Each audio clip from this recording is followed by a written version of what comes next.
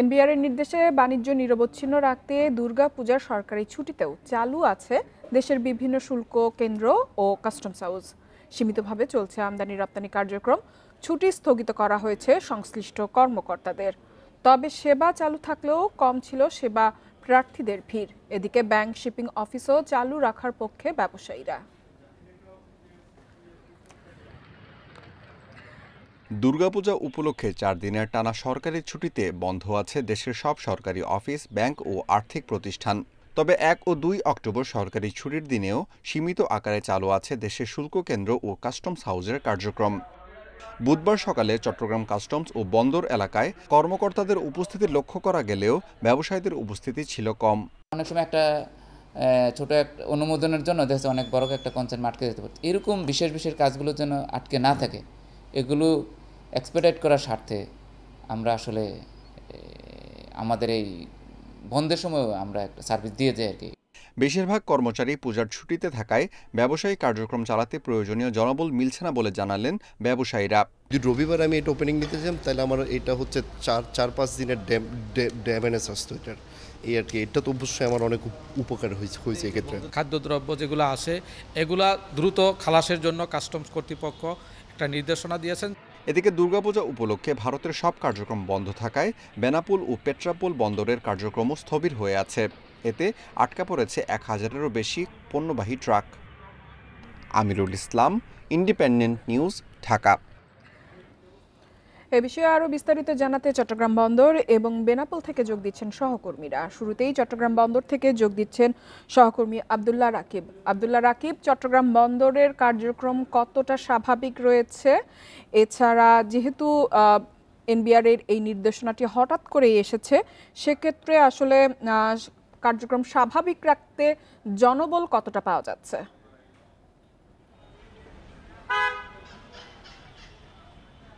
জি, বন্দরের কার্যক্রম কিন্তু সচল রয়েছে, কারণ আমরা জানি বন্দর আসলে কখনোই বন্ধ করা হয় না। বন্দরের কার্যক্রম যে অপারেশনাল কার্যক্রম সেটি চলমান রয়েছে। তবে যেহেতু বন্দরের কার্যক্রমের সাথে কাস্টমস বন্দর একটি ত্রিপক্ষীয় সংযুক্তি আছে এবং পাশাপাশি শিপিং কর্পোরেশন একটি যুক্ত থাকে শিপিং প্রতিষ্ঠানগুলো, ফলে ব্যাংক যেহেতু বন্ধ আজকে এবং আগামীকাল, ফলে এই বন্দরের যে কার্যক্রম সেটি আসলে পণ্য খালাস কার্যক্রম সেটি কিছুটা কম হচ্ছে এবং স্বল্প পরিসরে যেহেতু কাস্টমসের কার্যক্রম খোলা, কিন্তু সেখানে আমরা দেখেছি সকাল থেকে কাস্টমস কর্মকর্তাদের উপস্থিতি একেবারেই কম ছিল। যারা এসেছেন জরুরি সেকশনগুলোতে এসেছেন এবং যারা ব্যবসায়িক বা বন্দর ব্যবহারকারী রয়েছেন তারাও, তাদের সংখ্যা একেবারে কম ছিল। মূলত গতকালই যেহেতু সব কিছু খোলা ছিল, ফলে গতকাল কাস্টমস বন্দর সব মিলিয়ে একটি ব্যস্ততা ছিল, কারণ 4 দিনের টানা বন্ধ, ফলে চাপটি গতকালই পড়েছিল। কিন্তু আজকে থেকে আমরা দেখছি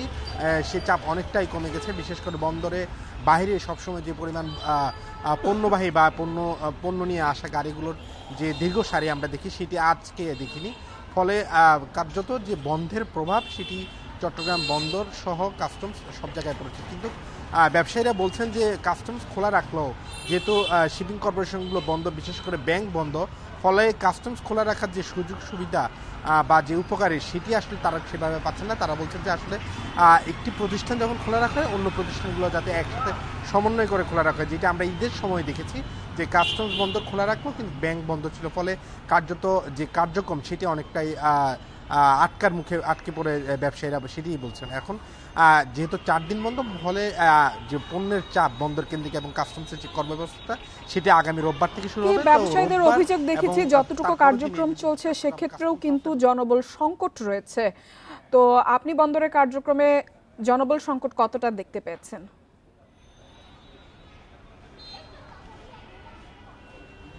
জি দেখুন, আসলে যেহেতু একটি পুজোর ছুটি, সেহেতু যারা সনাতন ধর্মাবলম্বী কর্মকর্তারা রয়েছেন তারা ছুটিতে আছেন, কিন্তু তাদের পরিবর্তে অন্য ধর্মের যারা অনুসারী রয়েছেন তারা অফিস করছেন। কিন্তু সেটি আসলে যে পরিমাণ জনবল লাগে সেটির তুলনায় কম। কিন্তু জনবলের সংকট থাকলেও যে ধরনের ব্যস্ততা কাস্টমস হাউসগুলোতে থাকে সেটি যেহেতু নেই, ফলে জনবলের সংকট থাকলেও সেটির খুব একটি প্রভাব পড়ছে না কাস্টমস এর কার্যক্রমে। এবং ব্যবসায়ীদের সংখ্যা আমরা দেখেছি কাস্টমস হাউসে একেবারেই কম। যারা এসেছেন খুবই জরুরি প্রয়োজনে এসেছেন এবং তাদের রপ্তানি কাজে এসেছেন, ফলে অন্য যে যে সংকটের জনবল সংকটের কারণে যে চিত্রটি আসলে দেখার কথা ছিল সেটি আসলে সেভাবে আমরা দেখি না, এবং সেই প্রভাবও ব্যবসায়ীরা বলছেন একেবারে পরে। যেহেতু 4 দিনের ছুটি পড়েছে এবং বন্দরের কার্যক্রম সীমিত আকারে চলছে, সেক্ষেত্রে কি বন্দর যখন আবার স্বাভাবিক সময়ের মধ্যে চালু হবে আগামী সপ্তাহ থেকে, সেক্ষেত্রে কি বন্দরে কন্টেইনার জট অথবা পণ্যের একটি জট তৈরি হওয়ার কোনো সম্ভাবনা রয়েছে?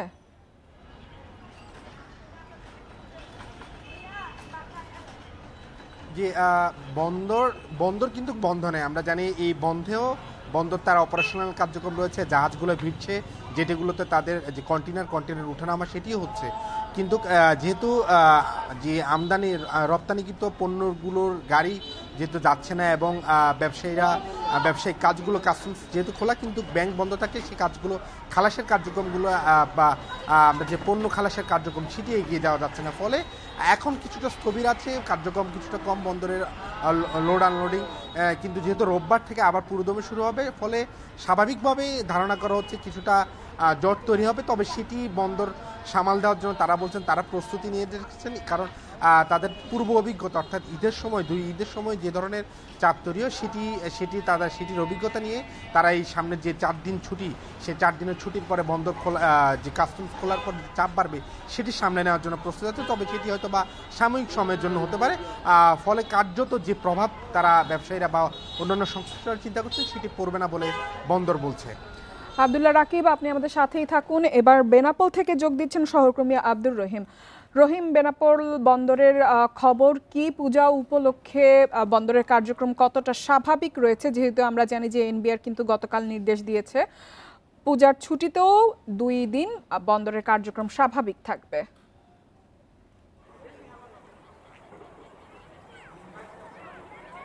আপনি জানেন, আমি প্রথমে বলাই রেখে আমি এখন অবস্থান করছি দেশের বৃহৎ স্থল বন্দর বেনাপোল, একেবারে জিরো লাইনে, যে ওদিকে ভারতের পেট্রাপোল, এদিকে বেনাপোল। যে এই যে বেনাপোল কার্গো এয়ারপোর্ট, যেটা এই পোর্ট দিয়েই প্রতিনিয়ত ভারত থেকে প্রায় 3 থেকে 400 পণ্যবাহী ট্রাক যেমন বাংলাদেশে প্রবেশ করে, অন্যদিকে প্রতিনিয়ত বাংলাদেশ থেকেও 1 থেকে 200 ট্রাক রপ্তানিবাহী ট্রাক ভারতে প্রবেশ করে। আর এই রুটটি যেমন শুধু আমদানি রপ্তানি বাণিজ্যের নাই, বেনাপোল স্থল বন্দর পাসপোর্ট যাত্রী সহ বিভিন্ন পণ্য পরিবহন হয়ে থাকে।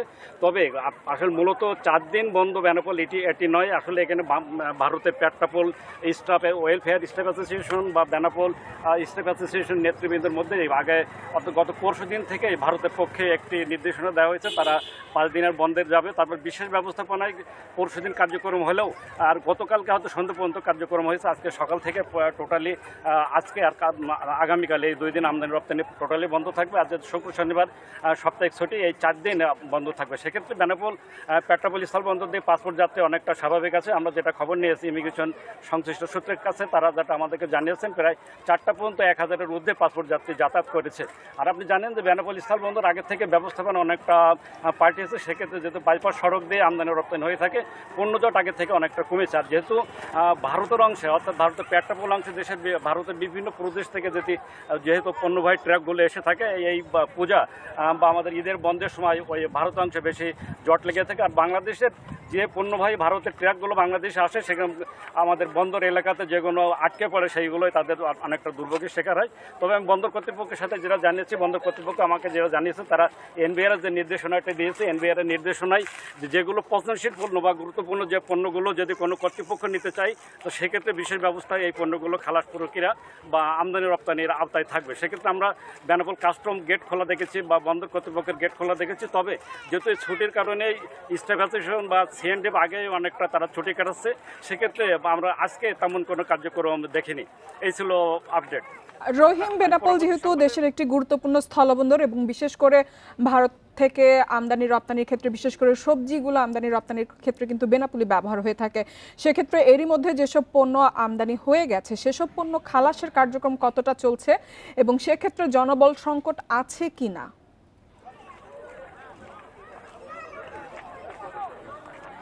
আপনি একটু বলে রাখি, এক্ষেত্রে আমাদের বেনাপোল বন্দর কর্তৃপক্ষ যারা দায়িত্ব নেওয়ার পরে তারা এই দিক থেকে অর্থাৎ সিএনডিএফ, কাস্টম, স্টাফ অ্যাসোসিয়েশন সহ বন্দর ব্যবহারকারী যে এজেন্সিগুলো আছে তাদের সাথে সমন্বয় করে অর্থাৎ বন্ধের দিনের আগেই যে কাজগুলো এখানে সম্পূর্ণ করা হয় অর্থাৎ গেট পাস বা কাস্টমসের কার্যক্রম সেই পণ্যগুলো বিশেষ করে এই ছুটির দিনে অনেকটা লোড আনলোড বা অনেকটা স্বাভাবিক থাকে। আর যেগুলো যেহেতু অনেক কাস্টম বসলেও যেহেতু সিএনডিএফ কর্মচারী বা অন্য যারা এনে তাদের উপস্থিতি কম থাকে অর্থাৎ বিশেষ করে যার গুরুত্বপূর্ণ কাজ থাকে সেই কর্তৃপক্ষ এখানে এই কার্যক্রমগুলো পরিচালনা করে। সেক্ষেত্রে যেহেতু বন্দর বা কাস্টম আন্তরিক সেই কাজগুলো এখান থেকে খালাস পরীক্ষা বা আমদানি রপ্তানি আজকে তেমন কোনো কাজ দেখিনি। পূজার ছুটিতে বন্দরের কার্যক্রম সম্পর্কে জানাচ্ছিলেন সহকর্মী আব্দুল্লাহ রাকিব এবং আব্দুর রহিম। চলে যাচ্ছি পরবর্তী সংবাদে। ইসলামী ব্যাংকে একদিকে চলছে ছাঁটাই, অন্যদিকে বিভিন্ন পদের জন্য নিয়োগ বিজ্ঞপ্তি দিচ্ছে প্রতিষ্ঠানটি। ব্যাংক কর্তৃপক্ষ বলছে চাকরি বিধি লঙ্ঘন করায় 200 কর্মীকে ছাঁটাইয়ের পাশাপাশি 5000 কর্মীকে ওএসডি করা হয়েছে। বিগত সরকারের সময় অনিয়ম করে অনেক লোক নিয়োগ দেওয়া হলেও এখন যোগ্যরা টিকে থাকবে বলে জানান কর্মকর্তারা। বাংলাদেশ ব্যাংক বলছে মেধা যাচাইয়ের নামে কাউকে চাকরিচ্যুত করা অন্যায়। 2017 সালে ইসলামী ব্যাংক জোর করে দখল করে নেয় ব্যাংক লুটেরা এস আলম গ্রুপ। অনিয়ম দুর্নীতি করে শুধু নামে বেনামে ঋণ নেওয়া ও অর্থ পাচার নয়, নিয়োগ দেওয়া হয়েছে হাজার হাজার কর্মী। রাজনৈতিক পট পরিবর্তনের পর ইসলামী ব্যাংকের নিয়ন্ত্রণ হারায় এস আলম গ্রুপ। অবৈধভাবে নিয়োগ দেওয়া কর্মীদের যোগ্যতা ও দক্ষতা মূল্যায়ন পরীক্ষা নেয় ব্যাংক কর্তৃপক্ষ। তবে সেখানে 200 জন শৃঙ্খলা ভঙ্গ করলে তাদের চাকরিচ্যুত করা হয়। আমাদের দাবি একটাই, ম্যানেজমেন্টের প্রতি এই অমানবিক যে সিদ্ধান্ত ম্যানেজমেন্ট নিয়েছেন আমাদের প্রতি এই টার্মিনেশন লেটার, প্রত্যেকের টার্মিনেশন লেটার ম্যানেজমেন্ট উইথড্র করবেন। অন্যায় এবং অন্যায্যভাবে আমাকে টার্মিনেট করা হয়েছে।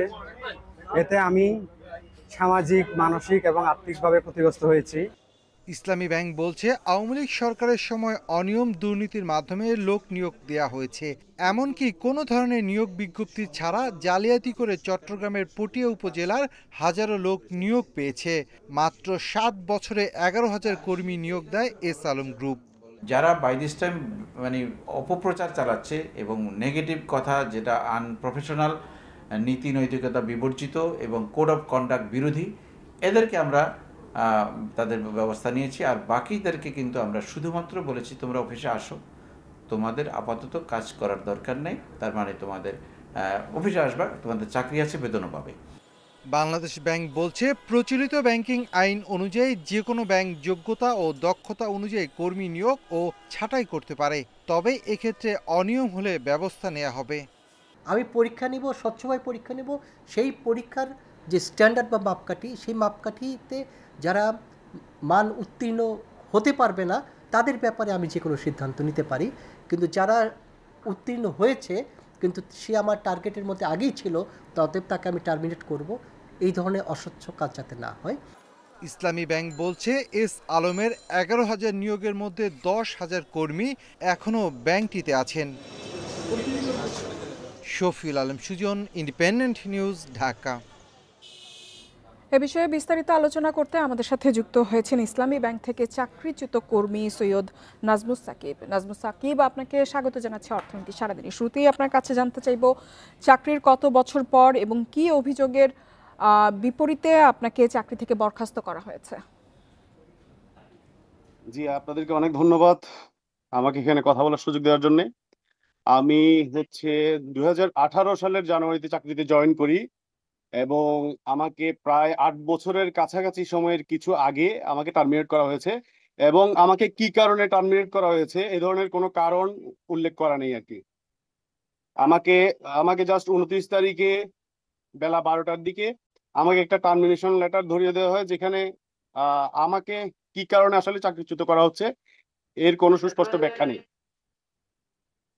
নাজমুস সাকিব, যেহেতু বরখাস্ত করা হয়েছে সেক্ষেত্রে কি ধরনের নিয়ম নীতি মানা হয়েছে? চাকরি শেষ হয়ে গেলে আমরা জানি যে পেনশনের ক্ষেত্রে বিভিন্ন সুযোগ সুবিধা পাওয়ার কথা থাকে, সেসব বিষয়ে আপনাদের কোনো ফয়সালা হয়েছে কিনা?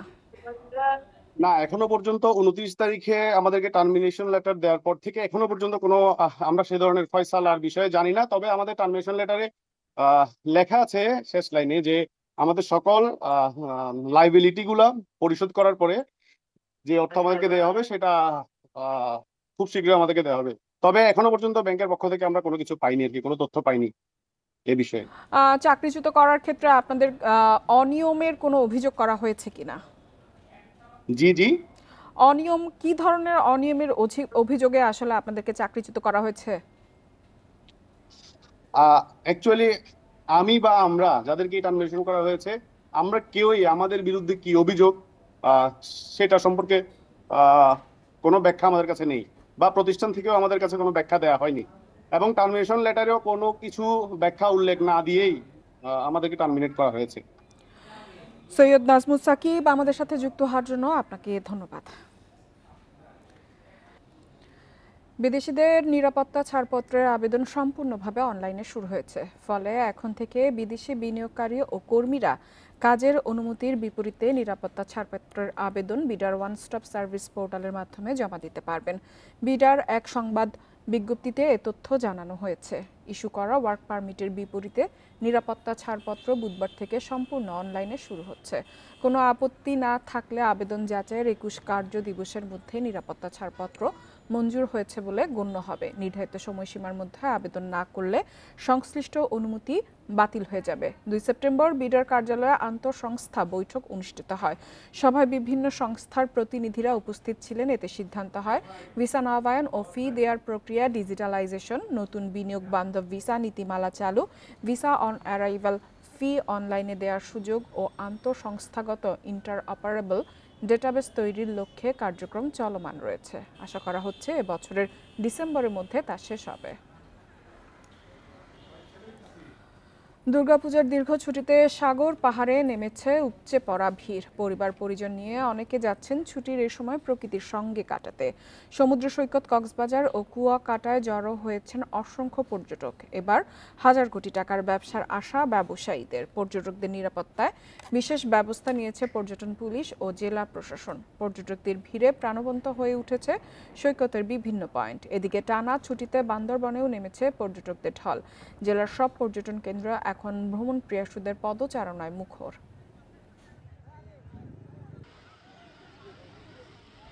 আমরা আজকে সকালেই আসছি, একটু পরে নামবো, বিচে গোসল করবো। আমরা বাচ্চা কাচ্চা ফ্যামিলি সবাই আসছি, আমাদের খুবই ভালো লাগতেছে, আমরা খুবই এক্সাইটেড। হোটেল মোটেল সবকিছুই বর্তমানে বুকিং হয়ে গেছে, তো আমরা আগেই বুকিং দিয়ে রাখছিলাম, যার জন্য আমাদের সমস্যা হয় না। আর এই ছিল অর্থনীতি সারাদিনের আজকের আয়োজনে। ইন্ডিপেন্ডেন্ট টেলিভিশনের সব খবর আরও বিস্তারিত জানতে চোখ রাখুন ফেসবুক, ইউটিউব এবং এক্সে। আমন্ত্রণ আমাদের পরবর্তী সংবাদে।